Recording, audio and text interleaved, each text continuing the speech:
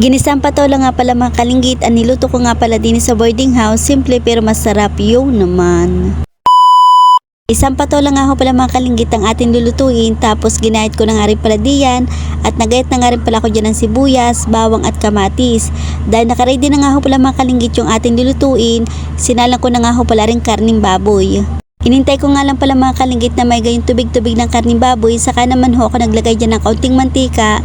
Tapos nahirapan nga ho pala ako dyan maghalo dahil nagdikit na nga ho pala yung karning baboy. Naglagay nga ho pala ako dyan ng kaunting asin para naman ho may lasa na yung ating karning baboy. Tapos haluin lang ho natin ng mabuti hanggang sa maging brown.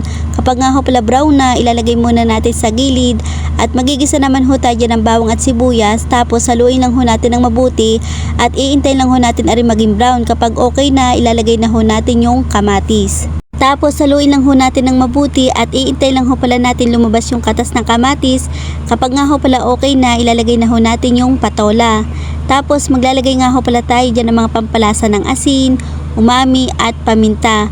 Para mas lasan-lasa yung karning baboy ay maglalagay nga pala tayo ng pork cubes. Tapos haluin lang ho natin ng mabuti para ho yung mga nilagay natin dyan mga sangkap na pampalasa ay magsama-sama, at maglalagay din nga pala tayo ng kaunting tubig para mabis maluto nga ho pala yung patola. Atin muna nga ho palang tatakluban at makalipas nga ho palang ilang minuto at medyo luto na nga ho pala rin patola, ilalagay na ho natin aring miswa. Tapos atin nga lang ho pala rin pakukuluan at makalipas nga ho palang ilang minuto, arin na nga ho luto na yung ating ginisang patola na may miswa. Yung naman. Kung kayo nga pala mga kalinggit, katulad ko nga ho pala nagtatrabaho, tapos pagkakauwi nga ho pala sa inyong boarding house, kayo rin nga ho pala magluluto ng inyong uulamin, ay siya ganito na lang ho ang inyong lutuin.